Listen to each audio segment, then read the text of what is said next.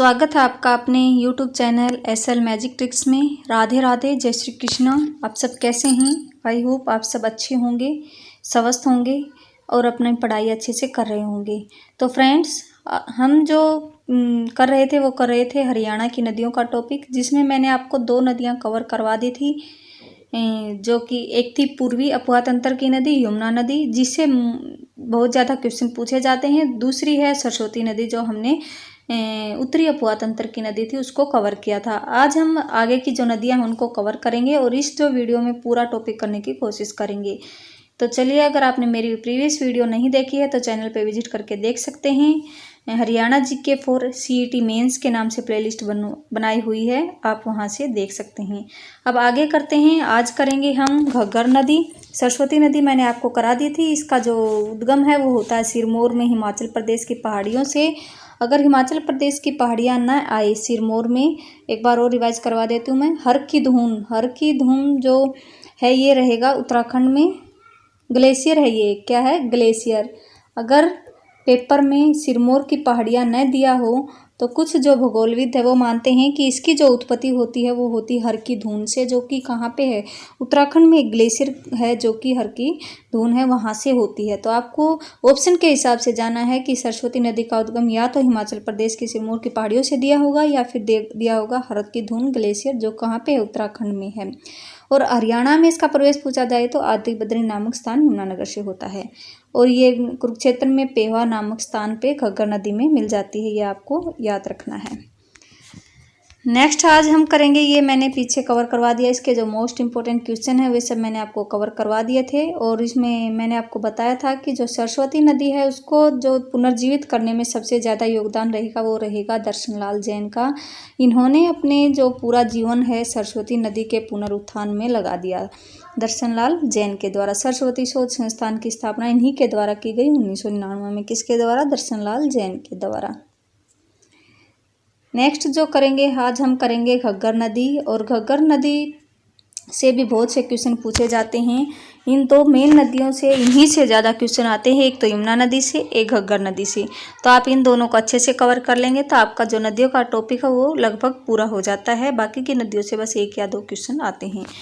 तो घग्गर नदी से अगर हम देखें तो घग्गर नदी कहाँ से निकलती है, मैं आपको बता दूं। घग्गर नदी निकलती है सोलन, हिमाचल प्रदेश में। सोलन से निकलती है ये, फिर हरियाणा में प्रवेश करती है कालका से, और कालका से ये आगे जाती है। आगे ये 5 जिलों में जाती है हरियाणा में।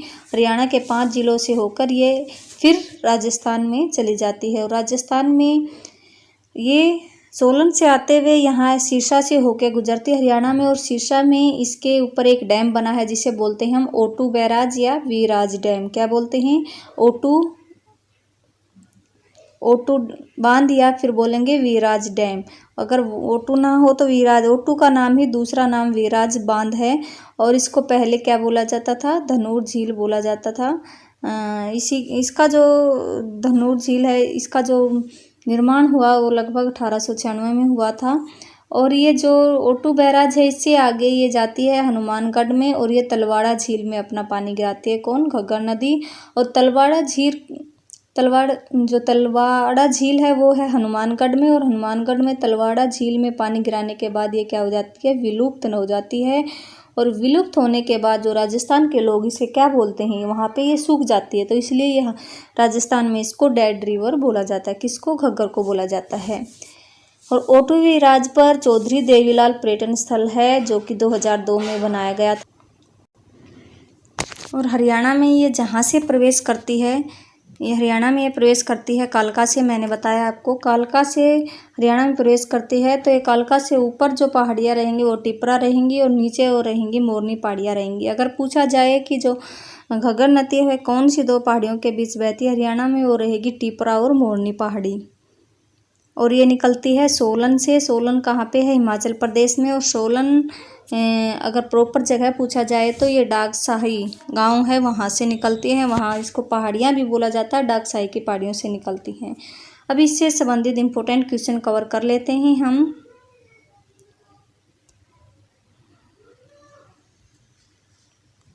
आप इसमें भी देख सकते हैं, मैंने सभी जो इम्पोर्टेंट पॉइंट हैं वो लिखे हुए हैं।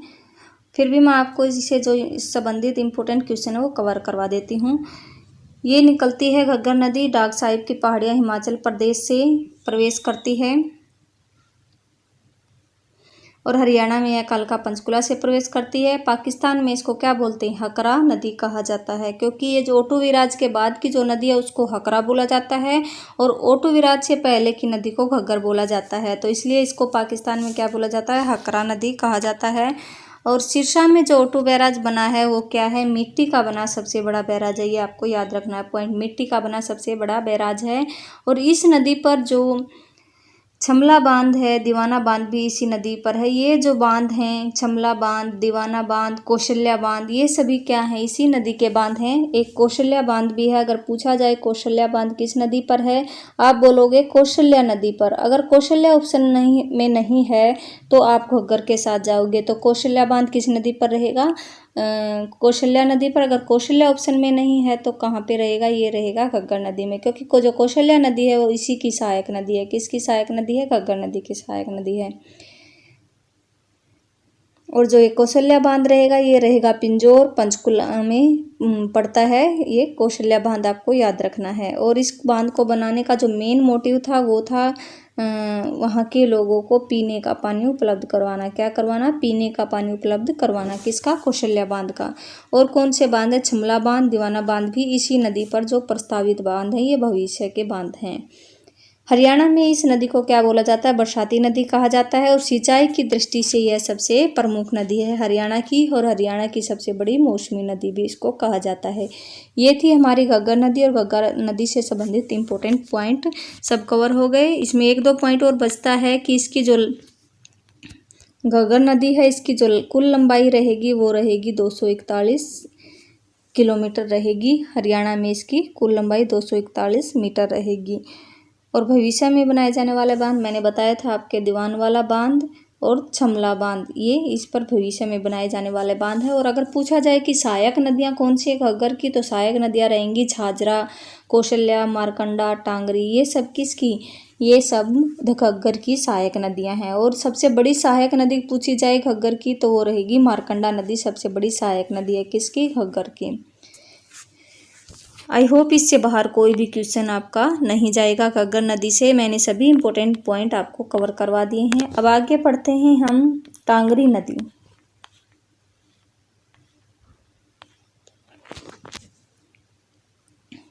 अब टांगरी नदी अगर यहाँ से पूछा जाएगा तो इसका उद्गम स्थल ही पूछा जाता है, या फिर इसकी जो पूछा जाता है किसकी सहायक है, बस एक दो क्वेश्चन पूछा जाता है। तो इसका जो उद्गम है वो होता है मोरनी की पहाड़ी। यह एक ऐसी नदी है जिसका उद्गम हरियाणा में होता है, कहाँ से, पंचकुला से होता है। और यह अंबाला के मुलाना के निकट मारकंडा में मिल जाती है। तो ये किसकी सहायक नदी है, मारकंडा की सहायक नदी है। तो कहाँ पे मिलती है ये टांगरी नदी, अंबाला के निकट, मुलाना के निकट मारकंडा में मिल जाती है। अंबाला में जो मुलाना है उसके निकट ये मारकंडा में मिल जाती है और यह मारकंडा की सहायक नदी है। और अगर पूछा जाए कि मारकंडा किसकी सहायक है, तो मारकंडा मैंने बताया सबसे बड़ी सहायक घग्गर की है। और घग्गर की जो सहायक क्यों है, क्योंकि घग्गर अगर वैसे पूछा जाए तो मारकंडा और टांगरी दोनों सरस्वती की सहायक नदी थी, क्योंकि जो घग्गर है वह जो सरस्वती है वह उसी को हम घग्गर बोलते हैं, क्योंकि जो पेहवा नामक स्थान पे है, जो सरस्वती नदी है, वहाँ पे एक स्थान है जो कि पेहवा से आगे एक स्थान है पंजाब में, कुरुक्षेत्र से आगे, तो वहाँ से ये जो घग्गर है उसमें मिल जाती थी ये सरस्वती नदी। तो उससे आगे की जो नदी है उसको हम सरस्वती नदी ही बोलते थे, लेकिन आज के टाइम में इसको हम घग्गर नदी बोलते हैं। तो इसलिए इसको क्या, इन दोनों नदियों को क्या बोला जाता है, मारकंडा व टांगरी दोनों को सरस्वती नदी की सहायक नदियाँ भी कहा जाता है। अगर ऑप्शन में पूछा जाए कि सरस्वती नदी की सहायक नदियाँ कौन सी, मारकंडा व टांगरी दोनों सरस्वती नदी की सहायक नदियाँ हैं। लेकिन वर्तमान में जो इंडिया जीके उसके हिसाब से तो हरियाणा में सरस्वती नदी है ही नहीं, लेकिन फिर भी जो हरियाणा जीके उसके हिसाब से हम सरस्वती नदी को पढ़ते हैं। तो मारकंडा व टांगरी दोनों सरस्वती की सहायक नदियाँ हैं।